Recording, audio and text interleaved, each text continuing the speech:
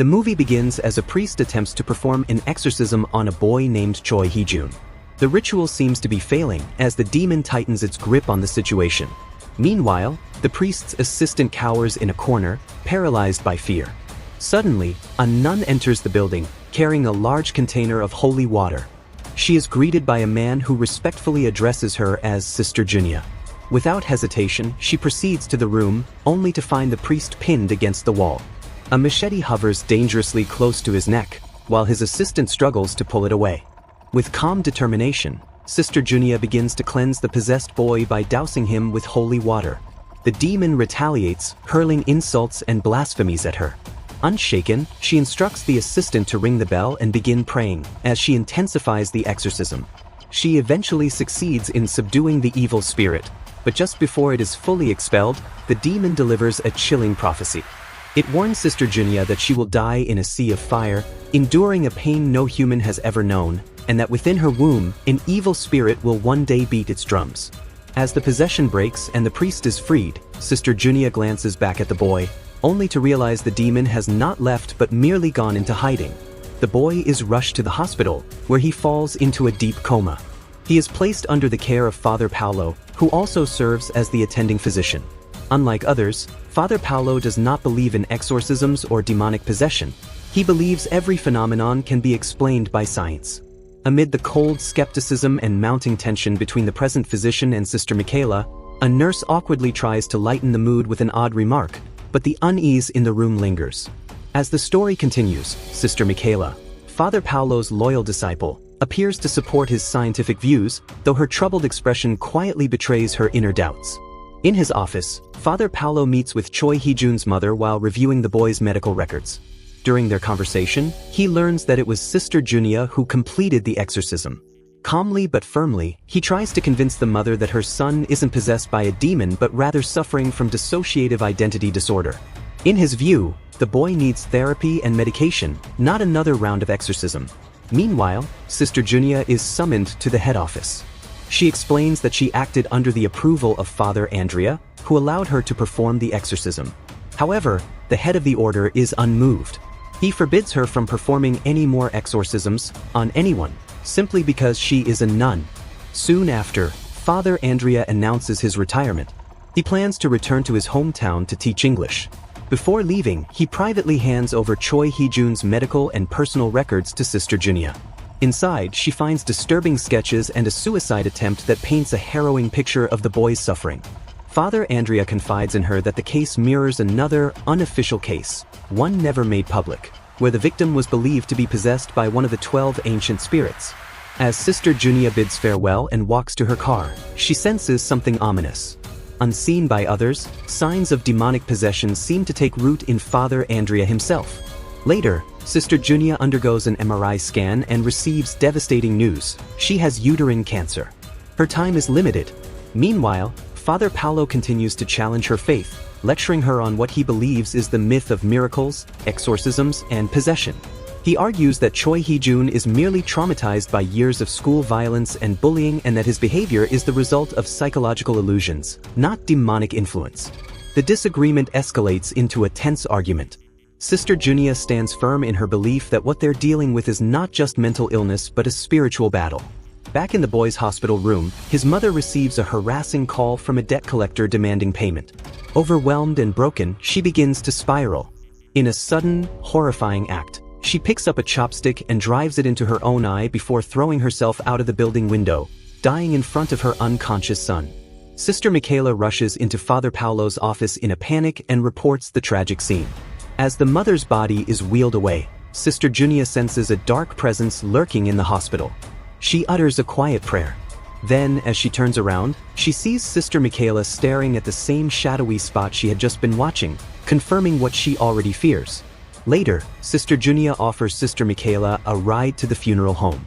When they were done, they made a quiet stop at a small ice cream shop.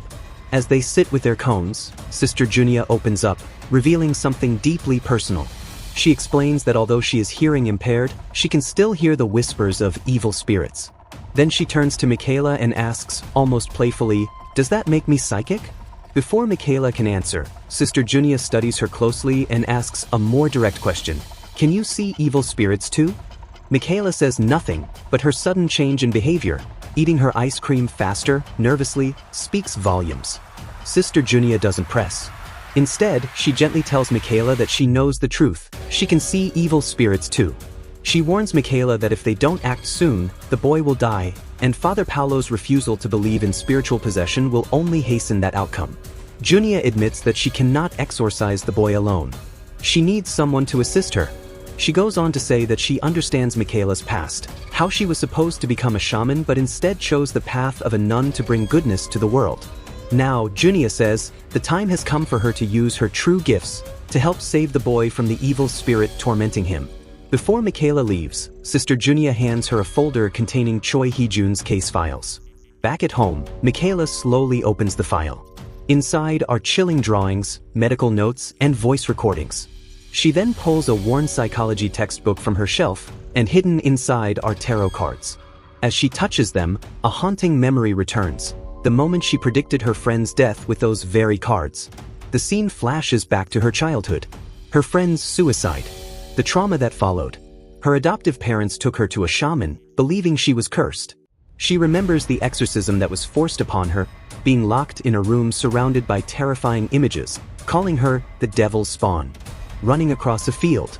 Falling at the base of a tree. Looking up, and seeing her sister hanging lifelessly above her.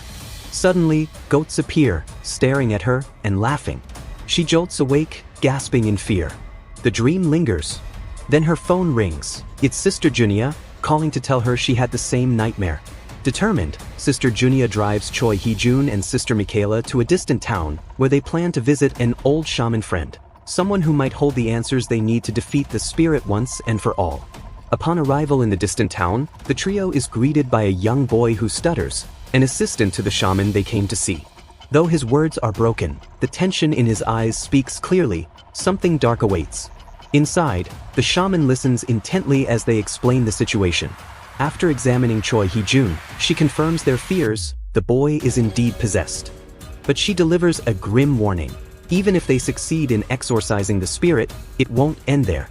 This evil is part of something larger. The spirit's family, other dark entities, will continue to pursue him. His fate, she says, has already been sealed. According to her, the boy is no ordinary child. He is what shamans call the devil's spawn, a child born from a mother who was once possessed. Such children, she explains, are not meant for ordinary lives. Their only true path is to become shamans themselves. She also reveals a crucial detail. The possession occurred through water. Therefore, only through water can the spirit be repelled. The exorcism begins. In a shadowy ritual space, Sister Michaela and Sister Giunia carefully immerse the boy into a pool of blessed water. His body convulses. Tears stream down his face as he cries out in agony, begging them to stop. Sister Giunia begins to chant a protective prayer over him, steady but fierce. As the shaman intensifies her rite, the atmosphere turns heavier. The lights flicker. The boy's screams grow more frantic. Suddenly, the spirit rises, this time, more violently than before. It speaks directly to Sister Giunia, threatening her if she dares continue. Moments later, the boy goes limp. They rush him to the hospital, his condition critical. Shaken by the experience, Sister Michaela begins to doubt everything again. She tells Sister Giunia that she can no longer continue, choosing to walk away from the fight. Back at the hospital, she is reprimanded by Father Paulo, who remains steadfast in his beliefs. He claims exorcism is nothing more than an illusion, a cult practice created by Father Andrea. He questions Michaela, "Are you still hallucinating?" She firmly denies it. But later that day, something strange happens. On her way down the hospital corridor, a terminal patient looks at her with tearful eyes and whispers, "I'll finally be with my son." Confused, Michaela glances at the woman's hand, only to see it turn cold and pitch black, like burnt coal. Startled, she rushes to the woman's room, only to find her lifeless. The woman had just died. She had shared a hospital room with Choi Hee-jun. Meanwhile, Sister Giunia's health begins to rapidly decline. The cancer has spread. She suffers from fever, vomiting, and unbearable weakness. One evening, as she lies in bed trembling, she hears furious banging on her front door.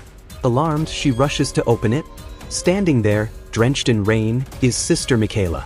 Soaked to the bone, trembling, and with tears streaming down her face. She begs, Please, help me. Sister Michaela, still shaken but resolute, tells Sister Giunia that Father Paolo has taken Choi Hee-jun to a sealed-off convent, where a group of monks intends to treat him. Alarmed by what this could mean, the two women immediately set off to find him. As they approach the convent, a thick fog blankets the path. Visibility is low. The air feels colder than it should. Then, emerging from the mist, they see something horrific, a trail of headless goats, their blood staining the gravel path. They exchange a glance. Fear is thick in the air. At the convent, they're greeted by Father Paolo, who appears eerily calm. He leads them to the church where the boy is being kept. Inside, the atmosphere is suffocating. The boy, clearly possessed, sits bound but smirking. As they enter, he begins to speak, and what comes out of his mouth are not his own words. One by one, he begins exposing secrets, dark truths no one else could possibly know. He starts with Father Paolo, confronting him with his greatest regrets, his moral failures, and how he will be the cause of the deaths of his own family. The priest begins to unravel, consumed by shame and despair. In a terrifying turn, he starts strangling himself under the demon's influence.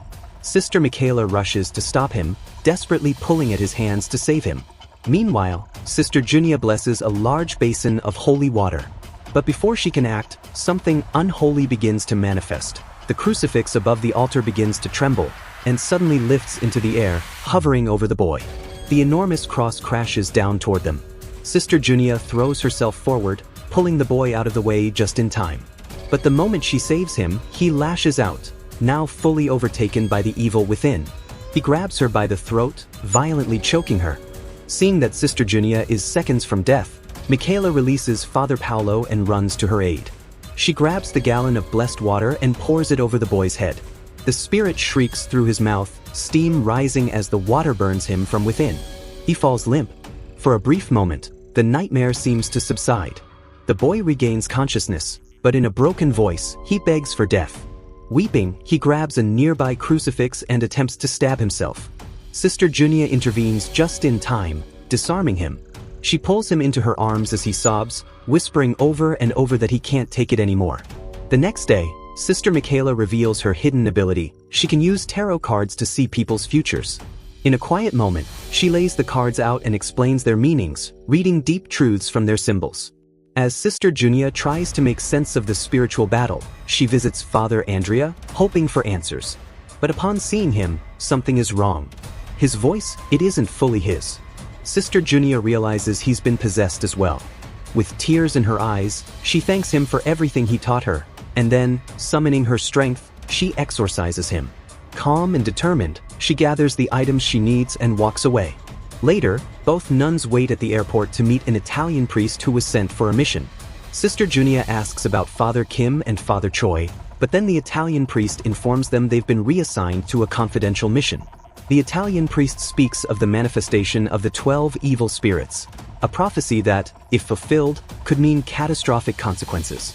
He warns them, "You must save the boy. If you fail, the spirit will not stop. It will spread." Sister Michaela pleads with him to perform the exorcism himself. But he refuses, explaining that as a servant of God, he must obey divine order and not act outside the Vatican's authority. They request sacred items to conduct the exorcism properly, but he informs them that such relics are under lock and key at the Vatican. Before he departs, Sister Giunia tells him something chilling. The spirit inside the boy is powerful enough to manipulate a priest. The Italian priest pauses. Her words sink in. Then he nods slowly. "I understand," he says. "I will do what I can to help." With little time left, Sister Michaela and Sister Giunia return to the shaman in a final attempt to secure guidance. The shaman gives them an auspicious time for the exorcism, before 1 a.m. of the lunar moon. She warns them that this is when spiritual forces align to allow the ritual to succeed. If they miss that window, chaos will follow. Sister Giunia cautiously asks whether they can request the assistance of Shaman Damon, a powerful figure. But the shaman refuses. That night is election day, and all the shamans will be booked with ceremonial obligations. Her refusal weighs heavily on the sisters. They exchange a glance, disappointment written across their faces. With no choice left, they leave the shaman's home in silence. Later, Sister Giunia visits the chief priest to inform him of their decision to perform the exorcism at the boy's secluded hometown. Surprisingly, the chief priest tells her that their request has been officially approved, but with a condition: Father Paulo must lead the rite. The decision enrages her. Everyone knows Father Paulo doesn't believe in exorcism, yet he is given authority, simply because Sister Giunia is a nun, and considered unqualified despite her experience. Refusing to argue, she turns and walks out of the office, the sting of injustice lingering behind her. On the night of the exorcism, Sister Giunia and Sister Michaela drive the unconscious boy back to his hometown. The place is remote, quiet, and almost forgotten by time. As they arrive, Sister Michaela bolts out of the car and vomits. The stench of spiritual decay from the boy's body is overwhelming. It's clear the possession has deeply corrupted him, even physically. Meanwhile, back at the city, while shamans gather for election rites, the young assistant of the female shaman sneaks out of their compound under the cover of darkness. Back in the hometown, the sisters quickly prepare the room, candles lit, windows shut, and the boy strapped to the bed. Sister Giunia circles him with salt and commands Sister Michaela to perform a full medical check. The tension is thick. Then the door creaks open. Father Paulo enters, carrying a suitcase. Both nuns kneel before him, expecting him to take the lead. But instead, he removes the rosy cross from around his neck and places it on Sister Giunia's shoulder. "I can't do this," he says. "You must lead." As the prayers begin, the boy regains consciousness. But he's not himself. He defends the demon inside, calling it his protector, his guardian angel. He demands to see his mother. Sister Giunia stares him down and replies with quiet firmness, "It's not protecting you. It's destroying you." The room trembles. Suddenly, with a single word from the demon, the candles extinguish. Lights flicker and die. The phone blacks out. The air becomes electric with rage. The demon becomes violent, viciously mocking Sister Giunia, hurling vile insults and dragging up her painful past, trying to break her spirit. But she does not flinch. With fierce resolve, she lifts a full gallon of blessed holy water and pours it over him. The boy convulses. Steam rises. The demon roars. Then comes a horrifying revelation. "I am one of 234 spirits. We will kill children. All of them. Starting with him, and then 92 more, then 2,304 after that. The countdown has begun." It declares humanity foolish, insolent tools of God, and reveals the boy is just a blueprint, a vessel through which destruction will spread. The spirit grows stronger. The prayers seem to lose their power. Sister Giunia and Sister Michaela begin to falter. The light of hope flickers. Just then, a low, rhythmic sound cuts through the night, a drumbeat. The shaman's assistant, who had quietly slipped away, begins chanting incantations and striking the shaman's sacred drum outside the house. But the walls are too thick. Sister Giunia, with the last of her strength, smashes open a window, shattering glass, allowing the drum's sacred rhythm to flood the room. And instantly, the demon recoils. A new battle has begun, and now, the spirits can hear each other. The exorcism reaches its peak. Sister Michaela pours another full gallon of holy water over the possessed boy, and this time, something terrifying happens. The spirit's true form is revealed. A massive, twisting black cloud, monstrous and shapeless, radiating darkness. The demon retaliates with fury. The sky turns violent. Pillars crack and collapse. Power poles snap. A supernatural storm descends. Winds howl, rain pours, and chaos explodes all around them. The spirit unleashes its full wrath, desperate to stop the incantations, the holy prayers, and the sacred rite that threatens to destroy it. But Sister Giunia stands firm. In a voice filled with authority and defiance, she swears to trap the demon inside her womb and destroy it from within. She continues the ritual, undeterred, demanding the demon speak its name. Over and over, she commands it, "Tell me your name." Everything around them begins to crumble. The shaman assistant's drum is shattered. The protective barriers are destroyed. With nothing left, the assistant drops to his knees and begins to pray. "One last time," Sister Giunia shouts, "by the power of the Holy One, I command you, tell me your name." A low, rumbling voice responds through the boy's mouth. "Garmagen." With that, Sister Giunia recites the final rite, calling upon heaven's strength to cast out the demon. The boy collapses, unconscious, the possession finally broken. But in that moment of triumph comes a new horror. The spirit, Garmagen, is now trapped inside Sister Giunia herself. Suddenly, the circuit breakers begin to explode, one by one. The air fills with screams and smoke. Thousands of rats pour from sewers into the streets, a swarm of filth and fear, signaling the last retaliation of the spirit. Everyone flees the flames, except Sister Giunia. As she stands before the inferno, she turns to Sister Michaela with one final request. Find the nearest church. Ring the bell 3 times so I know it's time. When I hear it, I will destroy him. Michaela nods. They race toward the church, but the roads are clogged, infested with rats, abandoned vehicles, and panic. Unable to drive, they run on foot.